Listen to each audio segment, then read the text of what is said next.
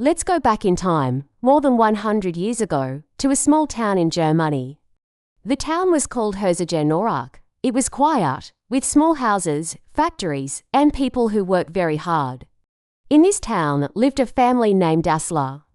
They were not rich. They didn't own land or big businesses. They were just a normal family trying to survive after World War I. This family had two sons. The older boy was named Rudolf, born in 1898. People called him Rudy. The younger boy was named Adolf, born in 1900. His nickname was Oddy. These two brothers were very different. Oddy was quiet and shy. He liked to be alone and loved working with his hands. He didn't enjoy school much, but he loved shoes.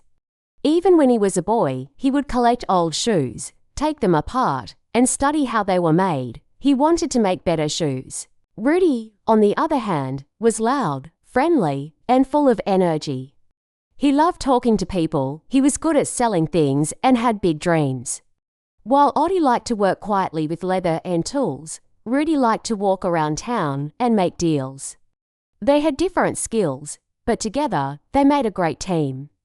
After World War I, Germany was in very bad shape. The economy was broken. There were not many jobs, food was expensive. But Oddy didn't give up. In 1920, he began making shoes in his mother's laundry room. It was very small. He had no machines, no workers, and no money. He only had some leather, a sewing machine, and a big dream. He worked day and night, cutting leather, sewing, and trying to make the perfect shoe.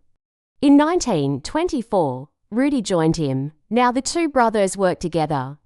They started a small company and called it the Dassler Brothers Shoe Factory. Oddy made the shoes. Rudy sold them. Their business started growing. They had no big office, but they had passion. And people liked their shoes because they were good quality. At that time, sports were becoming popular in Europe. Track and field, football, and the Olympics were starting to get attention. Oddy believed that athletes needed better shoes that were lighter, stronger, and faster. He started designing shoes just for athletes. He listened to their needs and kept improving the designs.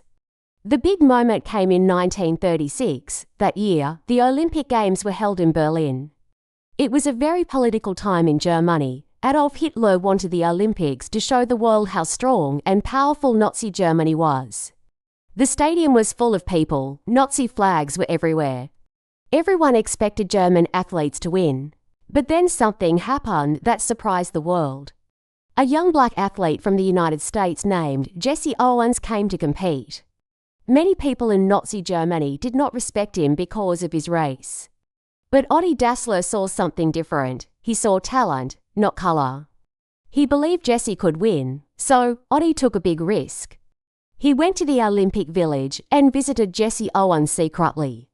He offered Jesse a pair of his handmade track shoes. They were light and had special metal spikes to help with speed. Jesse accepted the shoes, and then history was made. Jesse Owens won for gold medals 100 meters, 200 meters, long jump, and the 4x100 relay. The world was shocked. Hitler was angry. But the people were amazed, and on Jesse's feet were Dassler shoes. After that, everything changed for the two brothers. Their shoes became famous. Athletes from other countries started asking for them. Orders came from all over Europe and even from America. From making just a few shoes each week, the factory began receiving thousands of orders. By the end of the 1930s, they were producing over 200,000 pairs of shoes every year. What started in a laundry room had become a growing company. Two brothers with one dream had made it real. Oddy used his hands. Rudy used his voice. Together, they built something powerful. And it all began with a simple belief that a good shoe can help someone run faster, jump higher, and maybe even change the world. After the Olympic Games in 1936, the Dassler brothers became very successful. Their shoes were now known around the world. Athletes wanted to wear them. Their small shoe company became big. But with success came problems. Rudy started to feel that Oddy was getting all the attention. People called Oddy a genius for making the shoes Jesse Owens wore. They said he changed the world of sports. But Rudy thought his work in sales and business was also important. He felt invisible. This made him jealous and angry. At the same time, their home life was not peaceful. Rudy and Oddie lived in the same big house, but on different floors. Their wives did not like each other. They didn't talk much. The tension grew stronger every day. Small problems became big fights. Arguments started in the house and ended in the office. The two brothers were no longer close. Even though they fought, their company still grew. They had many workers. Their factory produced hundreds of thousands of shoes each year. They had become one of the most successful shoe companies in Europe. But everything changed in 1939 when World War II began. Life in Germany became very hard. Factories were no longer allowed to make sports products. The government told them they had to make military goods instead. So the Dassler factory stopped making shoes. They started making weapons parts and boots for German soldiers. Oddie stayed in the factory to manage the work and protect their business. But Rudy was sent to fight in the war. This made Rudy furious. He believed Oddie used his influence to stay safe at home. He thought Oddie wanted to run the company without him. Trust between the two brothers disappeared. While Rudy was away at war, their communication stopped. They didn't write letters. They didn't talk. Their bond was broken. But the worst part was still to come. In 1945, the war was ending. Allied forces came into Germany and started looking for people who supported the Nazis. They arrested many people. Rudy was taken by American soldiers. He was put in prison and questioned. Rudy believed that Oddie had told the Americans to arrest him. He thought Oddie wanted him out of the way to take full control of the company. There was no proof that Oddie did this, but Rudy believed it with all his heart. From that moment, he never forgave his brother. When Rudy was finally released, he did not return to work with Oddie. He decided to leave and start his own business. The Dassler brothers' shoe factory was over. It ended with anger, pain, and silence. In 1948, the two brothers officially split the company. They even divided the factory building into two parts. Workers had to choose which brother they would work for. Some stayed with Oddie, others went with Rudy. Oddie created a new brand. He named it Adidas, Oddie from his name, and Das from Dassler. Rudy also created a new brand. He called it Puma because he wanted the name to feel strong, fast, and powerful. Even the town of Herzogenaurach changed. People started to take sides. Families stopped talking to each other. If someone worked at Adidas, they didn't speak to people at Puma. Even children would not play with each other if their parents worked for the other company. Local football teams chose which shoes to wear. One team wore Adidas, the other wore Puma. Shops, restaurants, and barbers also chose sides. It was no longer just a business rivalry, it became a community divided. People even looked at each other's shoes before starting a conversation.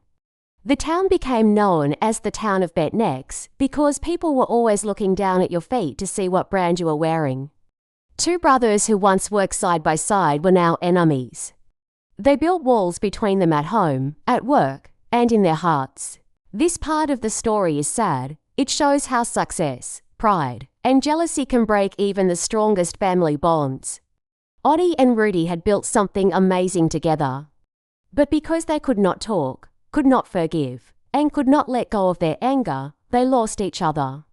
The world gained a famous brands, but a family was broken forever. After the split in 1948, the two brothers started their own companies. Oddie called his company Adidas. Rudy called his company Puma. They were no longer working together. Now, they were business rivals. Oddie focused on making great shoes for athletes. He worked closely with sports teams and listened to what athletes needed. He wanted to make shoes that were light, strong, and comfortable.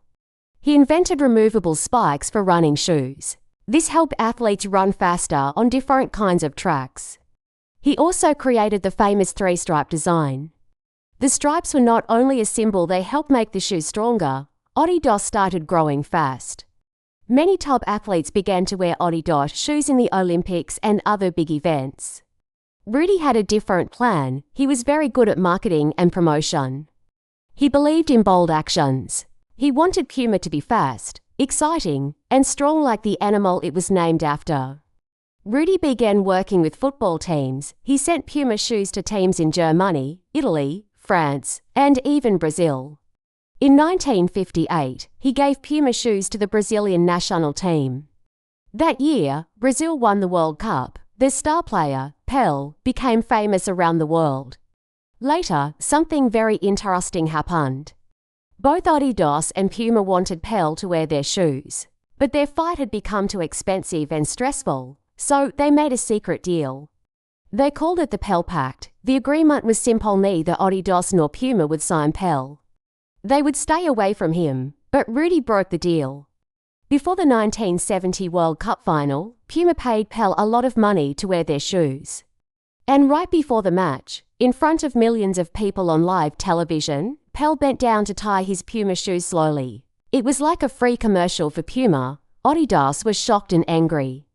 But it was too late. Puma got the attention. As years passed, Adidas and Puma became more than just sports companies. In the 1980s, Adidas became popular in music and fashion. A rap group named Run DMC made a song called My Adidas. It was a hit. Adidas gave them a $1 million deal. It was the first time a sports brand signed a music group. Adidas was now part of street culture. Puma also moved into music and fashion. In the 1990s, it became popular with breakdancers, skaters, and graffiti artists. These young people liked Puma because it was cool and different. Puma wasn't the biggest brand, but it was real. People respected it. Even as the companies grew, the two brothers never spoke again. They lived in the same small town but avoided each other completely. They did not go to the same places. They did not send letters. They did not say goodbye. Rudi died in 1974. Adi died in 1978. They were buried in the same cemetery, but on opposite sides far away from each other. But their companies continued to grow. In the 2000s, Adidas became a global leader in sportswear. They signed athletes like Lionel Messi, James Harden, and Paul Pogba. They worked with music stars like Kanye West, Beyoncé, and Pharrell Williams. Adidas combined sport, technology, and fashion. Their shoes became popular on sports fields, stages, and fashion runways. They made smart shoes, running apps, and even shoes from ocean plastic to help the planet. Puma also made a big comeback. In 2014, they made a smart move. They chose to focus on women. They signed Rihanna, not just as a model, but as a creative leader. Her Puma shoes and clothes became bestsellers. Puma also worked with Selena Gomez and The Weeknd. Their focus on bold fashion, music, and identity helped them grow fast again. Today, Adidas makes over $20 billion each year. Puma makes over $8 billion. Adidas is one of the biggest sports brands in the world. Puma is strong, unique, and respected. Both companies are still in the same town where the story began, Herzogenaurach. Their factories are close, their stories are connected. But the brothers who started it all are gone. In 2009, something special happened. Employees from Adidas and Puma played a friendly football match. It was the first time in 60 years. No competition, no fights, just two teams, one ball, and peace. It was a small moment, but it meant a lot. This story teaches us many lessons. It shows how dreams can grow big, even from a small laundry room. It shows how family can build empires, but also how ego and pride can break everything. It shows that success is not just about money. It's about love, respect, and forgiveness. Adi and Rudi built two of the most famous brands in the world. But they lost their relationship. They died without healing. Their shoes are now worn by millions of people. Their names are everywhere. But behind those names is a story of hope, conflict, and one silent question: what if they had talked? Maybe the biggest lesson is this: build your dreams with your heart, not with hate. The story of Adidas and Puma is more than a story about shoes. It is a story about two brothers, Adi and Rudi Dassler, who started with nothing. They grew up in a small German town, worked hard, and built a dream together. They created great shoes, helped athletes win, and made a name for themselves all around the world. Their passion, talent, and teamwork turned a laundry room into a global business. But along the way, something went wrong. Their love turned into jealousy. Their trust turned into silence. Their teamwork became rivalry. When the war came, it pushed them further apart. In the end, they stopped talking. They broke the company, split the factory, and built two brands, Adidas and Puma. Both companies became successful. They signed famous athletes, worked with music stars, and became part of global fashion and culture. But Adi and Rudy never fixed their relationship. They never forgave. They never said goodbye. They died only a few years apart, buried in the same town, but far away from each other even in death. This story teaches us something deep and important. The biggest battles are not always on the outside. Sometimes they happen inside families, inside hearts, and inside our minds. Adi and Rudy could have built something even bigger together. But their pride stopped them. Their silence hurt more than any words. So, what is the lesson for us? Don't let ego ruin love. Don't let success destroy family. And don't wait too long to forgive. Talk to your brother, call your friend, fix that broken bond. In the end, people matter more than brands. Relationships last longer than money. You have just listened to a powerful true story. And more than that, you have improved your English. You listened carefully, you understood real emotions. You learned new words, new grammar, and how to feel English, not just study it. So congratulations, you are now one step closer to English fluency. Now let's have a little quiz to help you remember. What made Jesse Owens famous at the 1936 Olympics? A. He wore Puma shoes and lost the race. B. He wore Dassler shoes and won for gold medals. Write your answer below in the comments, A or B. If this story helped you learn English and feel inspired, please subscribe to our channel. Your support gives us the motivation to keep creating more powerful stories to help you grow. And if you feel kind, consider donating to our project. In the beginning, making high-quality content is very hard and expensive. We do this for free, with love, to help you learn English better. Together, let's build not just your language skills, but also your life. Thank you for listening. Adidas vs Puma, the true story of two brothers who never spoke again. Learn English with real story.